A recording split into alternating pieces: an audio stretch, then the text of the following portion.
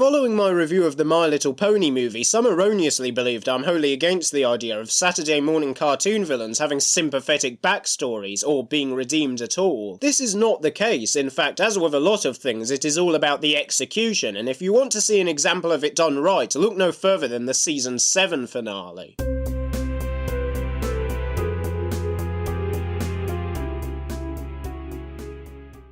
Rather than going down the Lily Pete route and grouping Stygian in with Starlight Glimmer and DHX's other poorly reformed villains, I recognise Shadowplay for what it is, an inspired commentary on the dangers of ignorance and confirmation bias. It works primarily because Stygian and the Pony of Shadows are treated as two distinct entities, the latter being a sort of self-fulfilling prophecy fueled by the prejudices of the Pillars. The fact his design is so cartoonish, being a literal creature of darkness, is actually perfect from a thematic point of view, because the Pony of Shadows is merely a folk devil, a false representation that never truly reflected who Stygian is, and you'll notice it separates from him before going into limbo. The shadow isn't who you really are.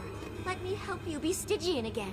It gets even better when you realise darkness is itself often used as a metaphor for ignorance, the same ignorance that clouds the Pillar's perception of Stygian. Not only is it a great lesson on the need for good communication, but it's an incredible satire on real life. Yes, it is true a lot of characters carry the idiot ball in this episode, but have you seen the real world lately? One line of criticism against Shadowplay as a finale I've heard that does hold some grounding is that there is a missed opportunity as far as the season arc goes. Many viewers noticed the link between Campfire Tales, Daring Done and A Health of Information and expected some kind of payoff, which we were given. But other than that, as far as building anticipation for the finale goes, these episodes are not very effective. There is nothing at stake, no questions left unanswered, only a vague notion that these legends are going to be significant somehow. Now, there is no rule that every season must necessarily have an arc, and I might not be so critical if it wasn't for the fact that the season opener was such a thorough waste of time.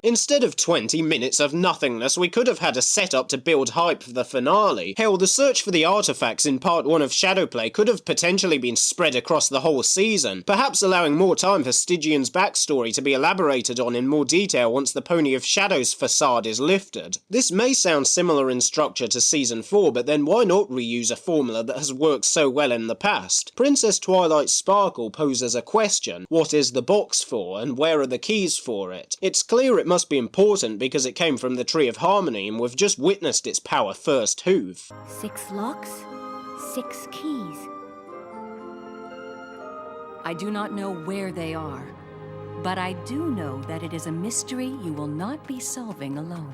Over the course of Season 4, the answers are revealed. At no point does this obstruct the flow of any episode. For a bad example of that, look to Series 8 of Doctor Who, where several minutes of arc-related stuff would often be jarringly tacked onto the end of a story. Instead, everything feels fluid and cohesive. Then comes the finale, where Tirek gradually uses his cunning to transform himself into an unstoppable force. Now, the editor in his review argued that Tirek is a powerhouse. The characters that once they get power to their name, they become uninteresting, because I don't need to talk when I can just whoosh you away with my powers, which is what they do with Tirek. He was sly-tongued, mysterious, could manipulate Discord by simply telling him the truth. Now look at him, the MLP Hulk. The great thing about this character's design, though, is that while he might be a powerhouse, he never would have got there without his tactical skill, by convincing Discord to join sides with him, for instance. In fact, as he becomes more powerful, we continue to see his intelligence and cunning at work, like in how he resolves the impasse with Twilight, something even the editor noted. How about a trade, Princess Twilight? Their release for all the Alicorn magic in Equestria. It's only really at the very end we see Tirek in full unstoppable god mode, and it takes rainbow power to defeat him. Due to its limitations and exact nature not being defined, the rainbow power could be accused of being a deus machina, but hey, if you were going to resort to a deus machina, it certainly helps if you spend the entire season setting it up. For that reason, not only does the Season 4 arc work on its own merits, but it is an integral part of the resolution to the finale, and not having the arc in place would have a detrimental effect on that resolution. delusion. I'm a great proponent of the idea that rules are there to be broken, and execution is everything. Of course you can give an over-the-top villain a sympathetic backstory if you do it right, just like you can have a powerhouse antagonist or a Deus Machina ending, and yes, you can have snails feature prominently in an episode and it be kinda funny. Seriously, if you want proof execution can save almost anything, Buckball season has got to be the ultimate proof. Hell, there's probably a way you could reform Chrysalis and have it not suck, but I don't want to tempt the writers too much with that one. Ah, it's good to be helping. Tiresome though, isn't it? Oh yeah, go and follow my Twitter.